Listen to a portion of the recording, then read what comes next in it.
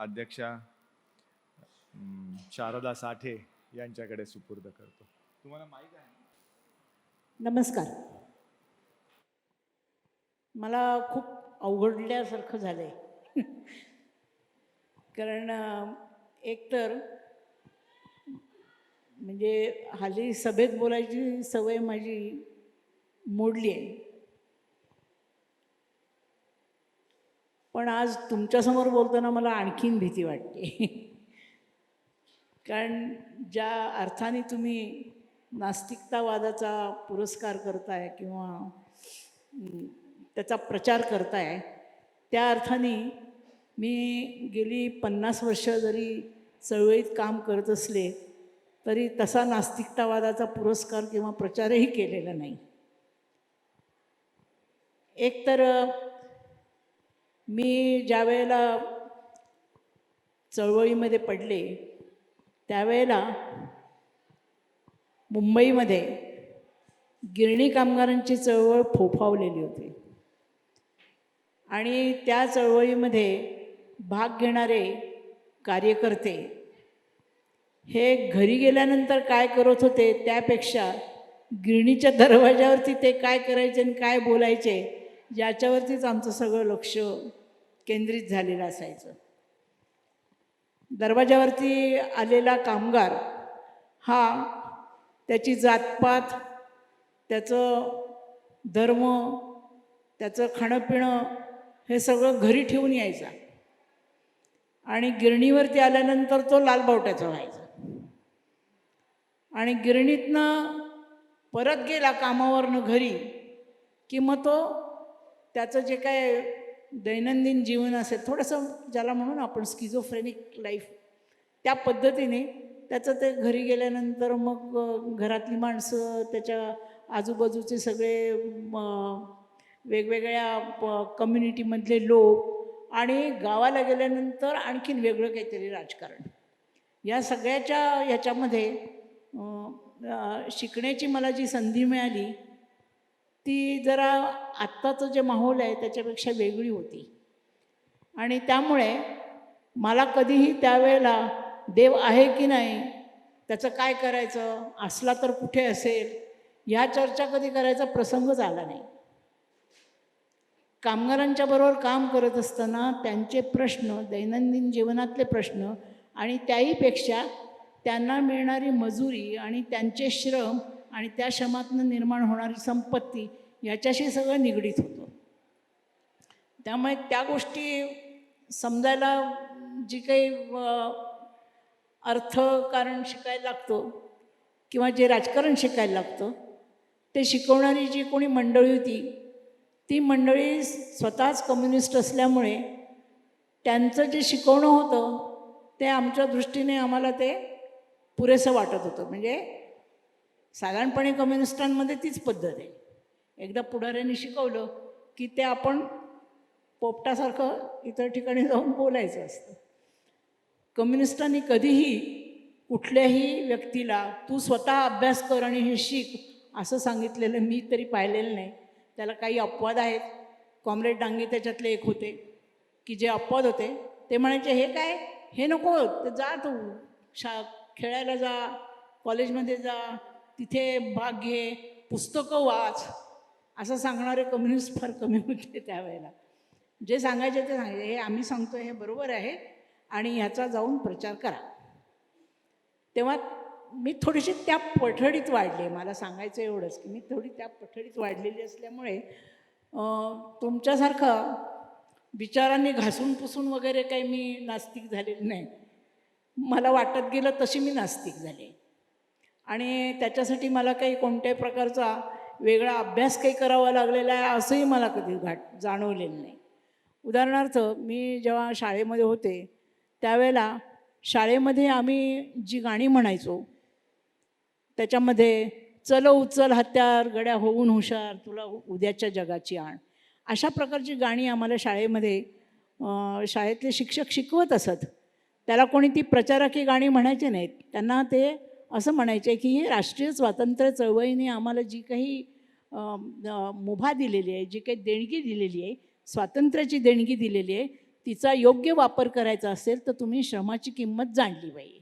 आता श्रमाची किंमत जाणणं आणि नास्तिकता याचा काही संवाद आहे का? मला नाही वाटत आहे असं. पण मी श्रमाची किंमत जाणवत होते. मी नास्तिक होते की नाही हेही मला माहीत नाही. पण श्रमाची किंमत आहे आणि त्या श्रम करणाऱ्याची किंमत आहे आणि त्या श्रम करणाऱ्याच्या बाजूने आपण उभं राहायला पाहिजे. हे असं लहानपणापासून ज्या ज्या शाळेत मी शिकले त्या शाळेमधले जे शिक्षक होते, ज्या शाळेमध्ये आजूबाजूचा जो माहोल होता की ज्या माहोलमध्ये मुलींनी कधी बाहेर बाहेर खेळायला जायचं माहितीच नाही, गावच लहान. मुलींनी खेळायला जायचं असेल तर काय करायचं, तर आमच्या शाळेतल्या शिक्षकांनी सांगितलं की चला आपण सगळेजण गावातनं फिरूया आणि गावातनं फिरून मुलींना गोळा करूया. आम्ही त्याप्रमाणे करायचो. आता त्याच्यामागे फार मोठं तत्त्वज्ञान वगैरे असलं काही नव्हतं. एक शाळा निघाली, त्या शाळेमध्ये मुलांनी आलं पाहिजे, त्या शाळेमध्ये मुलींनीसुद्धा आलं पाहिजे, त्या शाळेला ग्राउंड असलं पाहिजे, त्या शाळेमध्ये मुलांनी शिकलं पाहिजे आणि मुलांनी खेळलं पण पाहिजे असं सांगणारी शाळा मिळाली. त्यामुळे आमचा जरासा प्रवास थोडा सुकर झाला असं म्हणता येईल. सगळीकडे काही तसं झालं असं नाही आहे. मगाशी आपण म्हटल्याप्रमाणे की किंवा आपण गाण्यांमधनं जेव्हा काही गोष्टी व्यक्त करतो त्यावेळेला त्या त्या कालखंडामध्ये ज्या परिस्थितीतनं लोकांना जावं लागतं त्याचा आपण विचार करत असतो. तर अशा पद्धतीने माझा सगळा प्रवास झालेला असल्यामुळे मला कधी वाद घालायची खुमखुमी पण नाही आली. म्हणजे मला असं वाटायचं की तुम्हाला नाही ना पटलं सोडून द्या, नंतर बघा केव्हा तरी. आता काही काही गमती झाल्यानंतर आता मी कामगारांच्यामध्ये काम करायला सुरुवात केली. मी काम करायला सुरुवात केली म्हणजे काय, माझी हौस. मला असं वाटत होतं की कष्ट करणाऱ्या लोकांच्या बरोबर आपण जायला पाहिजे. आता ह्याला जर माझ्याच घरूनच जर विरोध झाला असता तर माझं काय झालं असतं, आय डोंट नो. मी त्यांच्या दबावाला बळी पडले असते का मी त्यांच्या दबावाला तोंड देऊनसुद्धा तिकडे गेले असते. पण माझे आईवडील त्यातले नसतानासुद्धा त्यांनी मला पाठिंबाच दिला. तुला कुठे जायचं आहे तिकडे जा. माझे वडील मला असं म्हणायचे, तुला जायचं आहे तिकडे जा, पण जाशील तिथे नीट कर. आता जाशील तिथे नीट कर हा संवाद एकदा झाल्यानंतर मी जिथे गेले तिथे त्यांनी लक्ष ठेवलं, पण मला कधी अडवलं नाही. आता किती 57-60 सालाची गोष्ट आहे ही. म्हणजे आत्तापासून जवळजवळ 50 वर्षापूर्वीची. आता 50 वर्षापूर्वी मला माझे आईवडील जे दारिद्र्यामध्ये वाढले, ज्यांनी दारिद्र्यातनं मार्ग काढण्यासाठी मुलांना शिकवण्याच्यासाठी अतिशय कष्ट केले. खुद्द माझ्या आईवडिलांनी ते इतक्या अफाट दारिद्र्यामध्ये होते की त्यावेळेला त्यांनी जे कष्ट केले त्या कष्टाच्यासाठी त्याचं मोलच करता येणार नाही आम्हाला. कारण ते समाजच त्यावेळेला दरिद्री होता. हो, संबंध समाजच दरिद्री होता आणि त्या दरिद्री समाजामध्ये माझ्या आईने पोट भरण्याच्यासाठी म्हणून नर्सिंग शिकले. आता नर्सिंग शिकताना तिचं काय देवधर्म तिच्या घरात सारखा चालूच असायचा ना. तो देवधर्म चालू असला तरी तिला कधी ते नर्सिंगच्या आड नाही आलं. कारण तिचे वडील पण असेच होते. ते म्हणायचे स्वतःसाठी जगलास तर मेलास, दुसऱ्यासाठी जगलास तर मेलास तर जगलास, असं म्हणणारे वडील तिला मिळाले. ते दरिद्री, दारू पिणारे.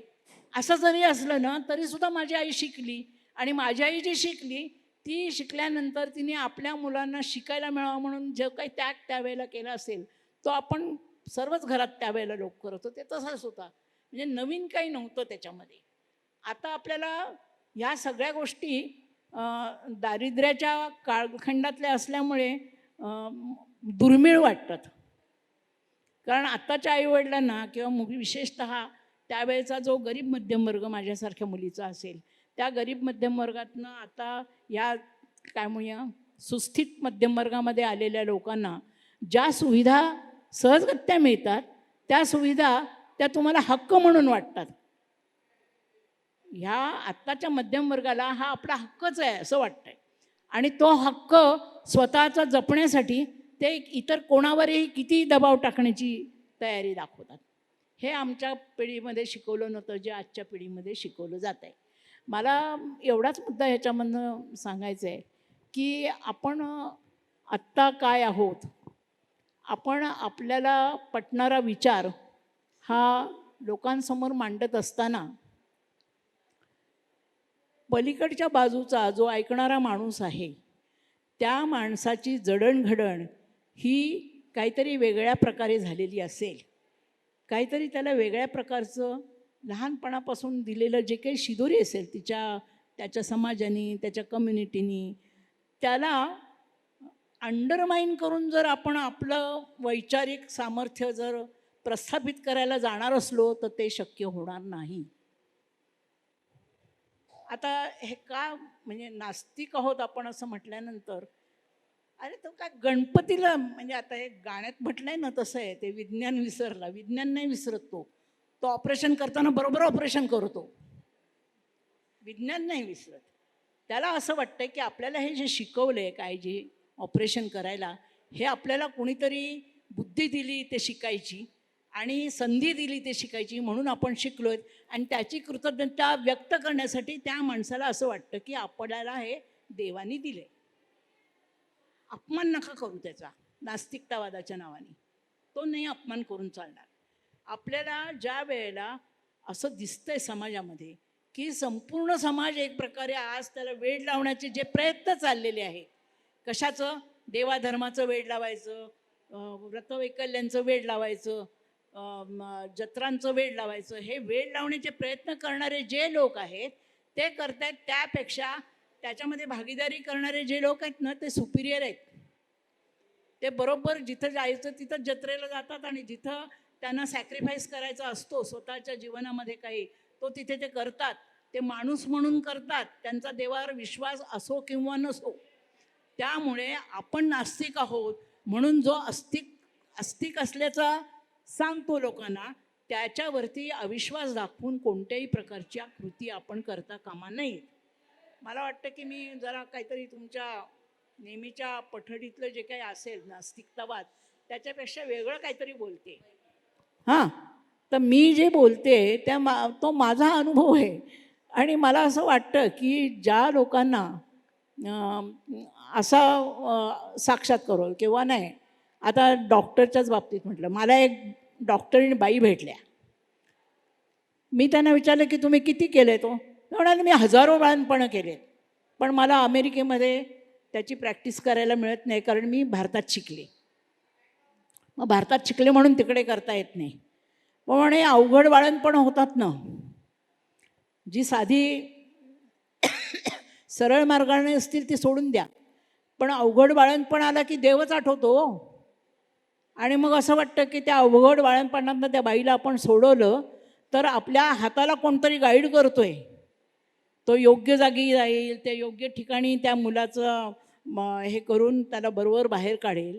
असं ज्या वेळेला आपल्याला दिसत नाही ना, गर्भाशय काही दिसत नाही डॉक्टरनीला, त्या आत्ताच्या सोयी नाही आहेत त्यावेळेच्या. मग त्यांना असं वाटलं की नाही, मला गाईड केले कोणीतरी आणि हा गाईड करणारा हात परमेश्वराचा आहे. आता म्हणू देत ना परमेश्वराचं आहे म्हटल्यामुळे नास्तिकतेचं काय बिघडतं त्याच्यामुळे? तेव्हा लोकांच्या भावना ज्या पद्धतीने ते व्यक्त करतात त्याच्यावरनं ते विज्ञानाचा वापर करतात की नाही हे कृपया ठरवू नका. त्यांचं जे शिक्षण आहे, त्यांचं जे प्रशिक्षण आहे, त्या प्रशिक्षणाचा वापर ते करत असताना तिथे त्याच्या देव आडवा नाही आहे, देव त्यांना मदत करतो असं वाटतं. आत्ताचे सगळे देव आपल्याला आडवेच येतात, तो भाग सोडून द्या, पण असं त्यांना वाटतं. आता दुसरा एक गमतीदार किस्सा सांगते तुम्हाला. एक अशी झाली, त्यावेळेला तर आम्ही चांगल्या मोठ्या होतो, म्हणजे चांगला स्त्रीवाद, कम्युनिझम ह्या सगळ्या गोष्टींचा आम्ही अभ्यास पण करायला लावलो होतो की नाही अभ्यास करायला पाहिजे. मी, छाया दातार आणि ज्योती म्हापसेकर आम्ही तिघी गेलो. आम्हाला हळदी कुंकवाचं निमंत्रण आलं. आता मग जायचं का नाही हळदी कुंकवाला? मी तर कुंकू लावत नाही.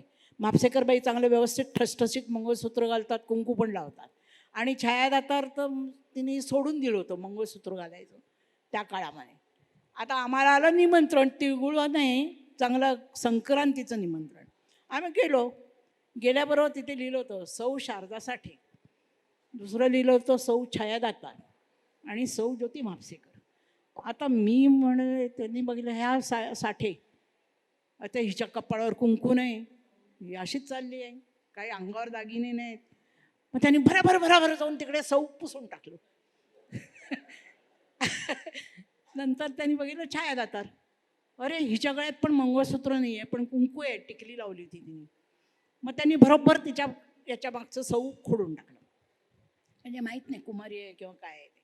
आणि मापसेकरबाई चांगल्या छानपैकी ठसठशीत कुंकू आणि मंगळसूत्र घातलेल्या, त्यांच्या मागचं तसंच ठेवलं. तर छाया मला म्हणते, हे काय काय चाललंय काय? तर म्हटलं बघूया तर खरं काय चाललंय ते. तर मग त्यांनी काय केलं, त्यांनी मंगळसूत्र घातलं आहे म्हणून संक्रांतीचं वाण ज्योतीला दिलं.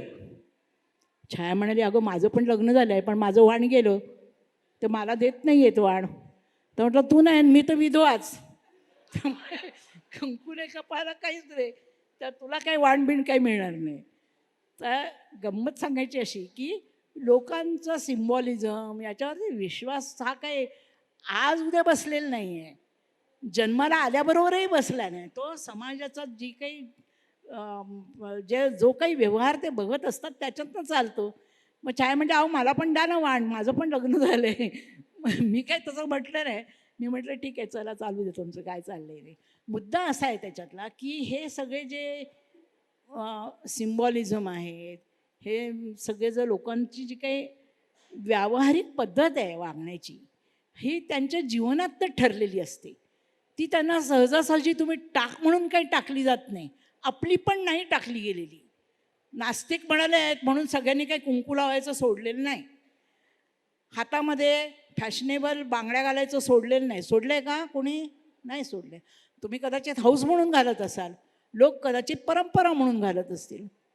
दोन्हीमध्ये फरक कसा करणार तुम्ही? रस्त्याने चाललेल्या बाईमध्ये ही नास्तिक बाई आहे आणि ही आपली परंपरावादी बाई आहे, असा फरक कसा करणार तुमच्याकडे बघून? असा काही फरक करता येत नाही. तेव्हा आपण माणूस आहोत आणि माणूस म्हणून आपण लोकांच्या जीवनामधल्या निरनिराळ्या ज्या काही कमतरता असतील, निरनिराळ्या कमजोरी असतील, निरनिराळ्या त्यांचे वागण्याच्या पद्धती असतील, तर त्यांच्याकडे आपण सहृदय पद्धतीने बघायला पण शिकलं पाहिजे आणि ते समजून पण घेतलं पाहिजे. आणि प्रत्येक वेळेला त्याची टिंगल करणं, टवाळी करणं हे आपण करता कामा नये. आपण आस्तिक आहोत का नास्तिक आहोत याशी त्याचा काहीही संबंध नाही. मी नास्तिक आहे असं मी म्हणते, मी कदाचित देवाला सगळेजण असतील तर नमस्कारही करून टाकीन, मला काय फरक नाही पडत. म्हणजे माझ्या नास्तिकत्वावरती समोर दिसणाऱ्या गणपतीच्या मूर्तीला नमस्कार केल्यामुळे फरक पडतो का? तर मला असं वाटत नाही की फरक पडतो. मी ज्या वेळेला नमस्कार करते त्यावेळेला सगळ्या लोकांना जर तो नमस्कार करायची इच्छा असेल तर मी नमस्कार करते, पण मी माणसालाही नमस्कार करते. माणसाला नमस्कार करायच्या ऐवजी आपण माणसाच्या थोबाडीत मारायला शिकलो तर जरा प्रश्न आहे. तेव्हा मला असं वाटतं की आपल्या जीवनामध्ये आपण काही नास्तिक म्हणून चमचा घेऊन जन्माला येत नाही. आपण सर्व समाजामध्ये चालणाऱ्या ज्या सगळ्या गोष्टी असतात त्या गोष्टींमध्ये भाग घेत घेत जर आपल्या बुद्धीप्रमाणे वादाला जर काही पालनपोषण मिळालं असेल तर त्याप्रमाणे विचार करायला लागतो आणि मग आपण एखाद्या गोष्टीकडे वळतो. तसं आपण नास्तिक आहोत हे मिरवण्याची काही गरज नाही. पण जर कोणी विचारलं तर देवावर विश्वास आहे की नाही याचं उत्तर मात्र आपण आपल्याला जे वाटतं ते स्पष्टपणाने दिलं पाहिजे. पण वितंडवाद करायची पण काही गरज नाही, कारण ज्याचा देवावरती विश्वास आहे त्याचा विश्वास तुम्ही तुमच्या बोलण्याने घालवू शकत नाही. त्याचप्रमाणे तुमचा जर देवावरती विश्वास नसेल, म्हणजे देव नाही असं तुम्हाला म्हणायचं असेल, तर कोणीही कितीही भजन केलं देवाचं तरी त्याचा तुमच्यावर परिणाम होणार आहे का? नाही होणार आहे. मग कशाला भांडायचं त्याच्याबरोबर? त्याच्या अनुभवातनं तो जर शिकेल तेव्हा शिकेल ना. आपल्याला का त्याचं म्हणजे एवढी घाई का लागली आहे की संबंध जग नास्तिक बनायला पाहिजे? काही असं होत नाही. आणि संबंध जग नास्तिक ह्या पद्धतीने आपण घडवायला गेलो तर होणार नाही. आपला मोदी होईल पण ते घडणार नाहीत. जसं मोदी आता सगळ्यांना त्या पद्धतीने घडवण्याचा प्रयत्न करतोय, पण आपण घडतोय का? नाही घडत. तेव्हा प्रत्येक माणसाच्या अंगामध्ये विचार करण्याची शक्ती असते. ती विचारशक्ती तो वापरत असतो, त्याच्या कुवतीनुसार तो विचारानेच चालत असतो. त्याचा विचार ज्या वेळेला चुकीचा आहे असं त्याला पटतं त्यावेळेला तो विचार सोडून देण्याच्यासाठी जी मानसिक ताकद लागते ती मानसिक ताकद त्याला देण्याचं काम करणं म्हणजे नास्तिकवादाचा प्रचार करणं असं मला वाटतं. साधं सिंपल, मला काही फार नाही. तर हे सगळं जर लक्षात घेतलं तर आपण सगळे नास्तिक आहोत असं म्हणत असतानाच आपण सगळे त्याच पद्धतीने खरोखरच नास्तिक आहोत का याचा आपण स्वतःशीच दर खेपेला तपासून पाहिलं पाहिजे. आपला नास्तिकवादसुद्धा आपण तपासून पाहायला पाहिजे. जर आपण आपला नास्तिकवाद तपासून पाहिला नाही तर दुसऱ्याचा अस्तिकवाद तपासण्याचा आपल्याला अधिकार नाही. हे जर आपण लक्षात ठेवलं तर आपल्याला खूप गोष्टी सुकर होतील आणि जे लोकांच्यामध्ये नाही आहे असं वाटतंय ते लोकांच्यामध्ये तुम्हाला हळूहळू दिसायला लागेल. म्हणजे तुम्हाला हळूहळू असं दिसायला लागलं, अरे यांनी गणपतीला नमस्कार केला, आपण हा काही जातीपात पाळत नाही. म्हणजे गणपतीला नमस्कार करणं आणि जातपात पाळणं याच्यामध्ये मी प्राधान्य कुणाला देईल? तुला नमस्कार करायचा तर कर, जातपात पाळू नकोस. झालं. तितका समाज पुढे गेला ना. कशाला एवढं अगदी आजच्या आज सगळं जग नास्तिक झालं पाहिजे, आजच्या आज सगळं जग पुरोगामी झालं पाहिजे, आजच्या आज सगळ्या जगाने सगळे जुन्या चालीरीती मोडून तोडून टाकल्या पाहिजे. काही घाई नाही आपल्याला. पृथ्वी काही एवढ्यात नष्ट होणार नाही आहे आणि कोणी किती नष्ट करण्याचे प्रयत्न करायचं ठरवलं तरी त्यांना ते जमणार नाही आहे. कारण आता जागरूकता लोकांच्यामधली वाढत चालली आहे. तेव्हा आपण लोकांच्यावर विश्वास ठेवूया ना थोडा या बाबतीत.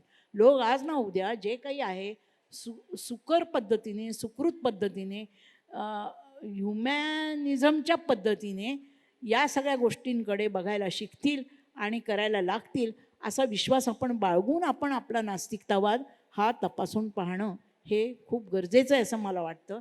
आणि त्यासाठी तुम्ही सगळेजणं एकमेकांना आणि इतरांनाही मदत कराल आणि ती मदत करत असताना दुराग्रही पद्धतीने माझं तेच खरं ह्या पद्धतीने न जाता त्याचं ज्याला तुम्हाला पटवायचं आहे त्याचं काय आहे हे समजून घेण्याच्या पद्धतीने जर आपण गेलो तर आपल्याला पुढच्या मार्गामध्ये असे खूप लोक तुम्हाला ज्यांना तुम्ही आस्तिक समजताय त्यांच्यामधनं तुम्हाला असं दिसेल की मी आस्तिक म्हणवतो स्वतःला पण मी वेगळंच काहीतरी वागतोय आणि ते वेगळं वागणं हे तुमच्यापेक्षा पुरोगामी असण्याची शक्यता आहे.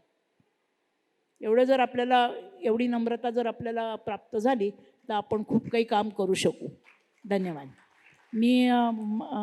मी याच्यानंतर काही भाषण अध्यक्षीय करणार नाही कारण अध्यक्षीय भाषण करायला पाहिजे अशी काही माझी योग्यता आहे असं मला वाटत नाही. पण मला असं वाटतंय की आज इथे ही जी काही बोलणारी मंडळी आहेत त्यांचा जो नास्तिकतेचा प्रवास आहे तो त्या सांगणार आहेत आणि तो सांगितल्यानंतर त्यातला आपल्याला पचेल तो घेऊन आणि रुचेल तो पुढे नेऊन आपण सुद्धा आपलं स्वतःचं जे काही वैयक्तिक जीवन आहे ते वैयक्तिक जीवन बुद्धिप्रामाण्यवादाला धरून चालण्याची ताकद आपल्यामध्ये स्वतःमध्ये निर्माण करू शकू.